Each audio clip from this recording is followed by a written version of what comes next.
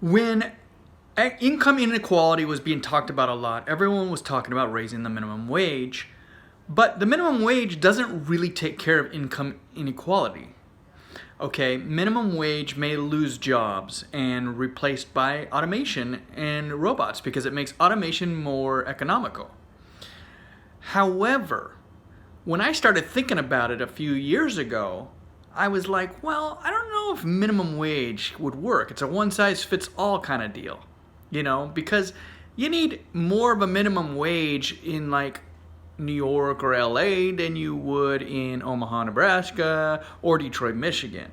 Now, there is a difference depending on where you live. If you're in a small rural town and a national minimum wage of say $15 would make you the highest earner in the city, well, that would not be sustainable and those businesses would not last. And so that's why we need a more creative solution.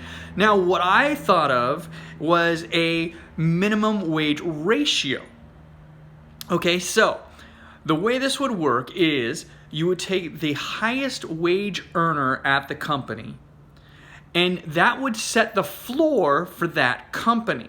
Okay, so instead of a national or even city-wide minimum wage, you would have a business-to-business model. Okay, so let's say we set the minimum wage at 6%. Okay, so if the CEO is making $1 million, the lowest paid person in the company would be earning $60,000 annually. That would be the minimum. Okay. Obviously, if the CEO is making $2 million, the lowest wage earner at that company would have to be paid $120,000 a year. Obviously, the lower you go, the lower it becomes. And so if the CEO is making $500,000 a year, the lowest wage earner would be making $30,000 a year. Now, why is this good? Well, it accounts for regional differences. Okay, it basically attacks directly head-on the income inequality, and it makes companies lower CEO salaries and huge bonuses. Now, there would be loopholes you'd have to work through, such as, CEOs who take stock options or other payments, but that would be actually not that hard to figure out. And I think the way you would have to do it is whatever the CEO's salary ended up being in bonuses, stocks options, payment, salary, other benefits, that would set the floor for the following year. Okay? And there may be other small things to work out with that, but that would free up rural areas and smaller businesses and more expensive areas, and it would account accordingly. The other thing that I like about this better than a minimum wage is startups.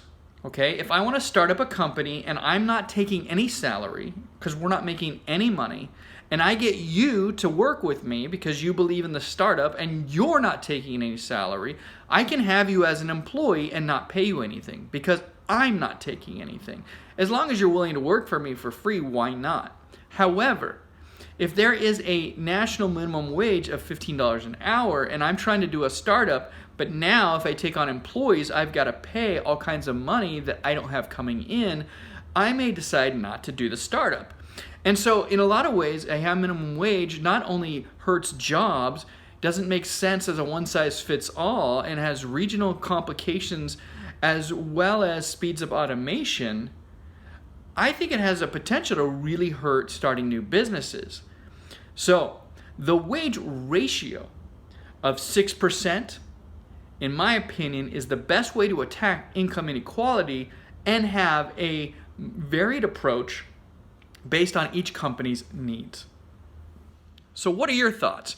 Comment below if you think this is a good idea or a bad idea. And if you think it's a decent idea, what would be ways we could improve on it?